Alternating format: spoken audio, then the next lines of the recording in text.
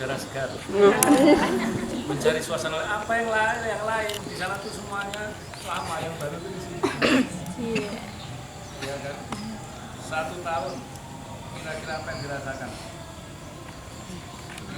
Belum ada datanya. Iya. Saya nggak punya taksi. Ya, karena kalian semua ujung romit masih tanda tanya semua. Yang sudah menulis 4 tahun akan dengan malu saya mau apa terpajak. Ya, anggulan cuma setahun. Masya Allah. Mau kemana? Mau nikah? Saya doakan nikah. Baik, yang hanya setahun. Dan 50-50 ada perubahan. Susah sekali angkat tangannya setahun. Setahun. Muntadorman yang tadi. Wah.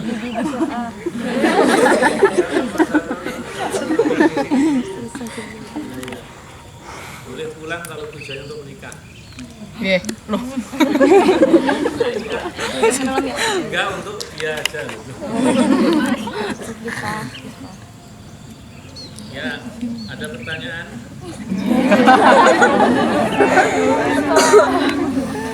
Apa pertanyaan? Ada enggak? Loh, kalau ada pertanyaan gampang saja, proporsional saya bicara. Kalau tidak ada pertanyaan, jadi bisa. Mau bicara apa? Semua orang berbeda, persepsi berbeda, ini berbeda, masalahan. Ya, saya baru baca satu buku bagus sekali.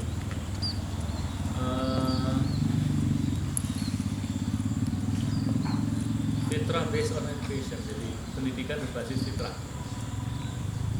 Kita ini semua kembali kepada fitrah. Allah memberikan fitrah keimanan kita. Allah memberikan fitrah zakat. Allah memberikan fitrah kemampuan berkembang. Allah memberikan fitrah kita alam. Allah memberikan fitrah kita ruang dan waktu. Allah memberikan fitrah kita ini hak untuk menjadi khalifah mentakmir dunia ini. Allah memberikan fitrah, semuanya ada. Ya. Itu fitrah. Dan jujur, antuna semuanya ketika berbicara tentang sesuatu, tentu kalian punya obsesi yang sangat bermacam-macam. Tanpa tendensius karena obsesimu, kalau kalian ditanya dengan fitrahmu sendiri, kalian akan menjawab bisa. Tapi yang merusak fitrahmu adalah image, tidak puas dengan suara hati, selalu minta pendapat orang lain yang bukan porsinya. Itu akan mengganggu idealisme sendiri. Contohnya, saya tanya 4 tahun atau 1 tahun, semua sudah tahu jawabannya sebenarnya, tapi dia meragukan, akankah saya 4 tahun, akankah saya setahun, tapi kok saya merasakan ada satu keseimbangan di sini, saya rasakan oke. Nah, ini namanya fitrah. Fitrah itu tidak pernah bisa menipu. Jujur, saya diajarkan itu dan hampir setahun ya, bagaimana cara kita berbicara dengan diri kita dan kita dibuka aura kita.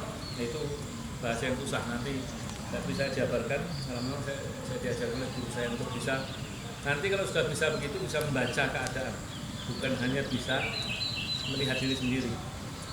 Karena zaman sekarang, jujur, referensi orang tidak menjamin, pengalaman orang tidak menjamin.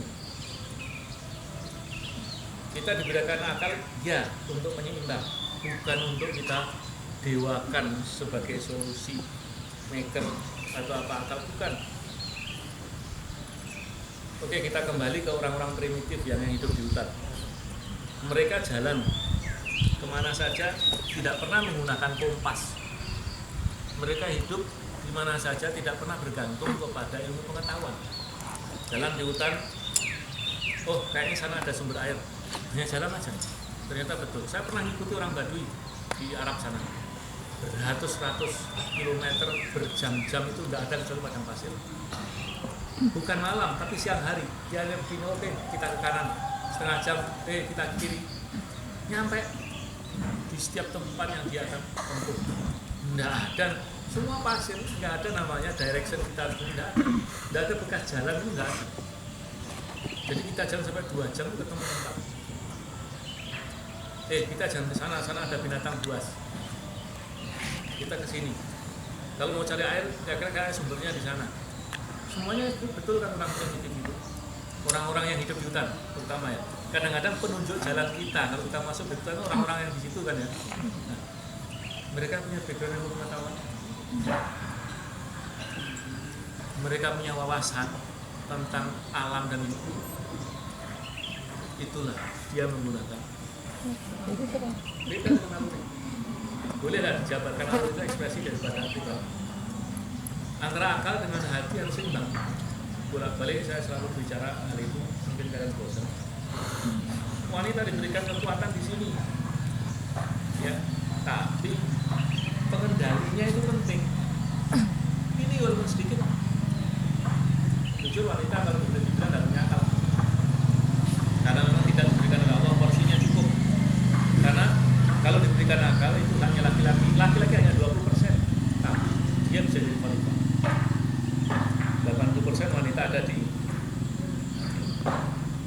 tapi 80% itu harus dimanage dengan well. Kalau tidak akan jadi bumerang dan kembali pada kelemahan kita sendiri. Betul, harus ada emosional. Generasimu sekarang ini adalah generasi yang sangat potensial. Generasi muda itu adalah generasi yang sangat kuat, tapi kalau tidak mampu memiliki potensi itu akan labil. Karena apa? Belum sampai kepada kematangan dan kedewasaan. Tapi kalian punya physically okay, psychologically okay. Nah, yang berbicara itu pintar. Tidak akan pernah salah kalau itu. Cuman pintu hati wanita itu adalah apa pintu hati wanita? Hah?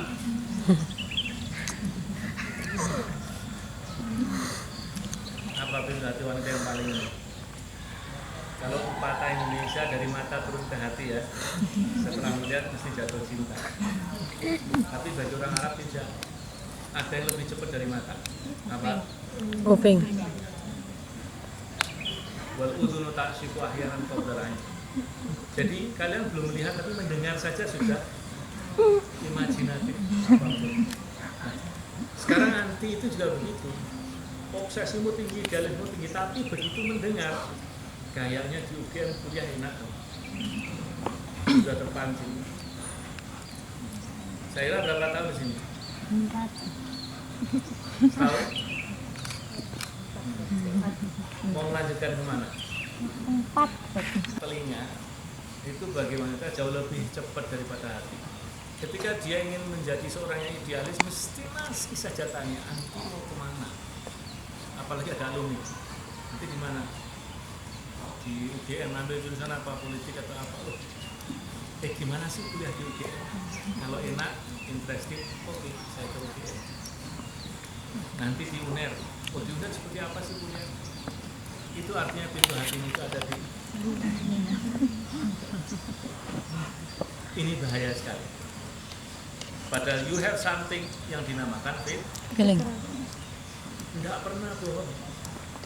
Tapi caranya itu betul harus asyhadu alla ilaha illallah wa Muhammadar Rasulullah, buka fitrahmu sendiri itu. Nggak bisa semena-mena begitu bismillah. Bismillah. Nanti kalian akan buktikan. Sampai pada tingkatan suatu saat kalian akan bukan jenuh tapi stuck. Bingung. Pada waktunya ini sudah mulai naik ke atas sampai saya biar cepat selesai. Sampai ke atas nanti kalian akan tidak yakin apakah yang datang ini calon suami saya benar. Ini sudah bingung sampai setingkat itu. Tapi ketika kalian berbicara dengan ini tidak akan kecewa. Karena ketika kalian bicara dengan fitrah akan turun yang namanya nusroh, tapi filternya harus dengan iman. Kalau sudah dapat nusroh suatu saat kalian akan mengatakan, loh kok anak bisa jawab terima lamaran ini ya? Setelah jadi istrinya ya Allah, saya tahu suami saya mungkin belum sempurna, tapi saya syukur dapat dia. Coba, itu namanya iman yang berbicara, fitrah tapi full with iman. Dia memang tidak sempurna, tapi saya syukur dapat dia. Suatu saat kalian akan semuanya bisa merasakan. Ya, dengan bahasa lain, ya akan datang bahagia pada waktunya. Tapi gimana kamu tahu, itu loh yang paling penting. Kalau ini yang paling penting itu prosesnya ini loh, bukan ininya. Cuman kadang-kadang orang silau karena yang dilihat ininya. Orang sukses yang dilihat suksesnya, tidak dilihat prosesnya. Di pondok ini susah, Ustaz, ini harus begini. Innallaha idza habba 'abdan ibtalahu. Itu Quran dan ini nature. Mana ada sukses gratis? Enggak ada. Karena yang diberikan kepada saya, kalau sesuatu atau seseorang itu diuji, berarti dia akan dinaikkan. Itu sudah jelas. Maka paling enak hidupmu di mana saja sesuai dengan apa yang ada suara hatimu, dan tidak akan pernah bisa menipu pada dirimu sendiri. Andaikan kamu memaksa, berarti kamu yang menipu fitrahmu yang baik. Saya harus keluar dokter, saya hanya setahun di sini. Berarti kamu harus bertanggung jawab karena mempunyai alasan yang lebih kuat daripada kamu stay di sini. Mungkin orang tua, tapi jangan dikatakan ke orang tua itu balas budi, naudzubillah. Enggak, birrul walidain bukan balas budi. Berarti kalau kamu akan stay di sini, fitrahmu sudah betul-betul memutuskan, I feel better kalau saya di sini. Andaikan ragu, bismillah, saya belum ada di luar satu pilihan yang membuat saya harus memaksa diri untuk keluar. Saya akan stay. Itu fitrah. Seandainya pun Anda akan memaksakan fitrahmu untuk memutuskan keluar, keputusanmu itu harus jauh lebih kuat dari apa yang ada kamu rasakan di sini. Sekalipun kamu menunggu mau berangkat ke luar negeri, nunggu di luar, gejolaknya akan tidak membuat keseimbangan. Lebih baik di sini menunggu sambil bertawasul, kamu bisa berbuat baik, beramal soleh kepada siapapun. Jujur, tidak ada hanya dua tempat untuk curhat kehidupan yang saya rasakan. Mana ke Mekah, yang kedua mana ke Alamat. Tidak ada alumni yang tidak merindukan tempat-tempat di sini, walaupun bagi muala kadarnya seperti ini. Suatu saat nanti akan ada namanya cerita yang sangat indah, walaupun dulu kamu merasakan susah di sini. Kamu akan menyesal untuk paham betapa cintanya orang tua kepadamu, walaupun sekarang atau kemarin atau 3 tahun 4 tahun yang lalu kamu rasakan bahwa orang tua memaksakan kehendak. Kamu akan merasa berhutang budi walaupun terlambat, dan akan merasakan syukurnya. Pada saat 4-5 tahun yang lalu kamu anggap orang tua membuangmu ke sini. Begitu juga nanti kalau orang tuamu sudah meninggal, kamu akan rindukan dukanya. Padahal ketika beliau masih hidup, telinga ini rasanya ingin nutup karena banyak kritikan atau harapan, anggapan dan macam-macam.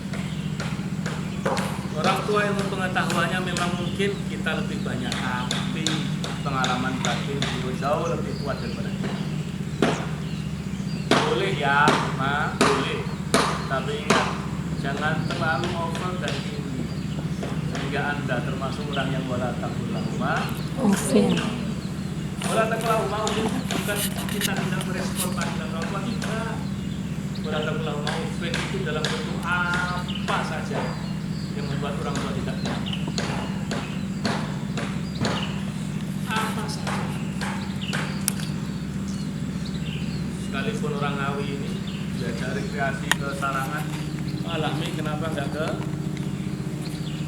ngerti dengan bahasa lama.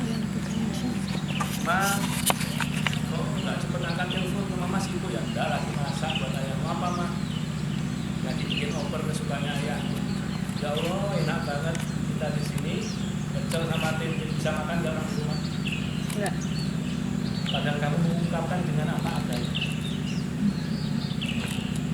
dengan ikhlas, dan kamu juga senang kalau di rumah makan enak. Tapi orang tuamu tidak akan pernah bisa makan dengan rumah. Itulah namanya anak dan orang tua pasti berbeda. Orang tua jangan sampai anak tahu susahnya orang tua. Tapi anak begitu ada susah sedikit orang tua harus tahu.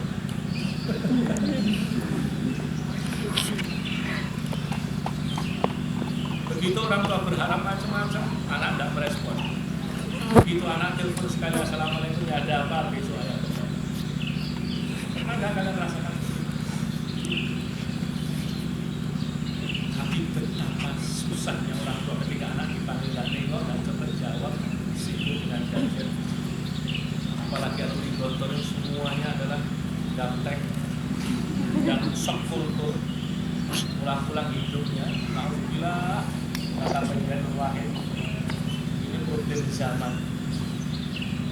Suatu saat nanti yang akan terakhir disentuh bukan suaminya tapi HP.